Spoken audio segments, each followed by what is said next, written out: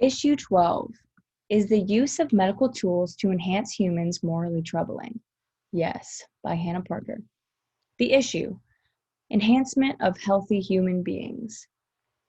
The targets for enhancement include physical form and functioning, cognitive functioning, mood and temperament, and lifespan.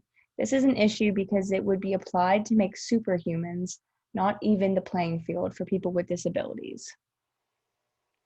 This relates to business and technology because if the CEOs and high-up stockbrokers receive this technology, our economy will likely be impacted from their obviously enhanced mind. Everyone is enhanced, everyone will have to fight to be different, and businesses may create different ways to get on the map. Yes or no? Yes, there are many issues like fairness, accessibility, and discrimination that make altering genes or enhancing humans troubling. And how this impacts us today. The first is we already have large disparities between the rich and poor, and this would only increase the problem. I'd say most of us in this lecture right now aren't millionaires, so odds are we are the people going to be impacted negatively. Healthcare is already expensive, and people can barely pay for their own health problems, let alone pay for themselves and their children to be superhuman. A final impact on us is already we're seeing some unwanted changes to genes that can produce a range of different outcomes, even among cells in the same embryo. This impacts us because if you decide to create an enhanced baby, you may end up harming that baby and messing up their genes. We also don't know the long-term effects on this technology and how it'll turn out for these enhanced individuals in the future. Obviously, if a lot of our population does this could impact how we live in the future and future generations to come. My first argument is on health and issues of safety and bodily harm. Athletes who take steroids to boost their strength may later suffer premature heart disease. College students who snort Ritalin to increase their concentration may become addicted. People suffering from depression taking mood brighteners to change their outlook may experience impotence or apathy. To generalize, no biological agent used for purposes of self-perfection or self-satisfaction is likely to be entirely safe. And it surely makes sense, ethically speaking, that one should not risk basic health pursuing a condition of better than well. This also touches on the fact that even if you are okay with your gene altering, what if something happens when you try to have children? They didn't choose to be born with the effects of your advanced good. They didn't choose to be born with the effects of your advancement, good or bad. Equality of access. We may face severe aggravations of existing unfairness in the game of life, especially if people who need certain agents to treat serious illnesses cannot get them, while other people can enjoy them for a less urgent purpose.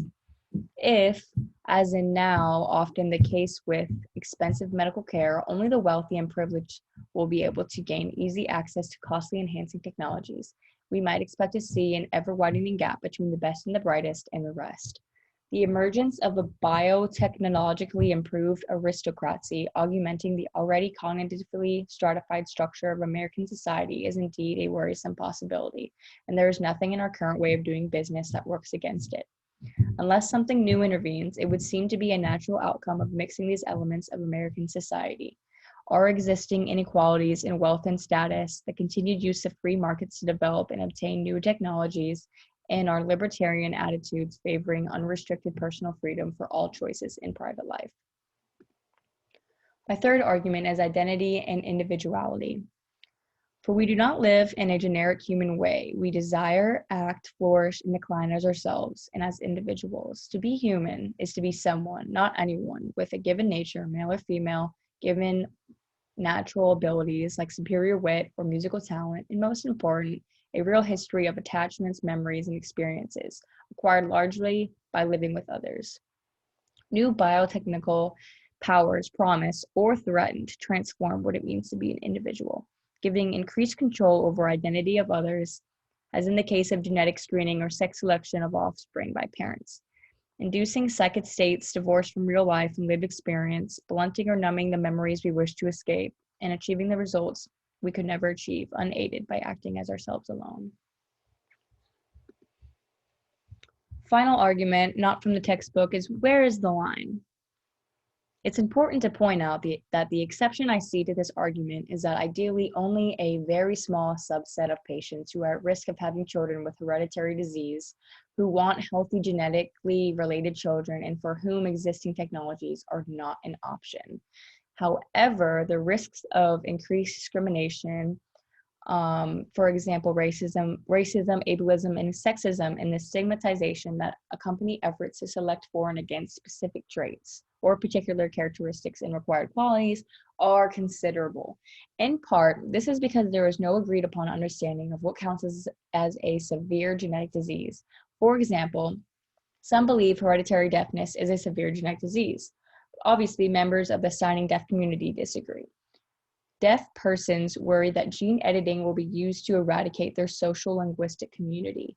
They argue that research aimed at eliminating hereditary deafness is a form of cultural genocide. Specifically, they worry that if they ever become fewer in number through overt efforts to ensure that they are not born, then they will experience increased discrimination. Manifestations of this discrimination might include renewed efforts to extinguish sign language and increased efforts at assimilation.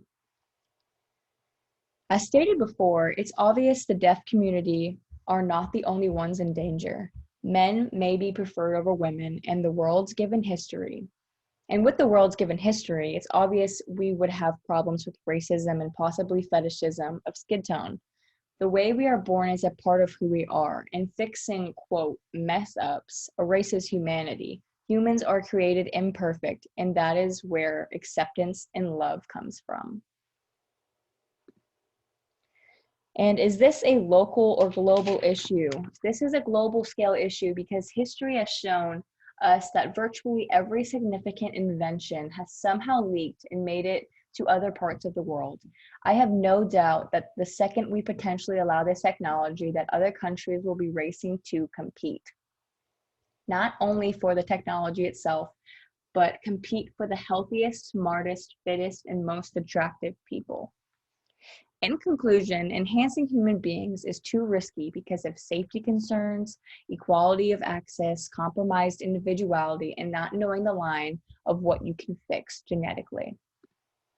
My two questions are, would you want to enhance yourself knowing you have an unfair advantage, and in what ways would you change yourself genetically? And here's my works cited page. Thank you for listening.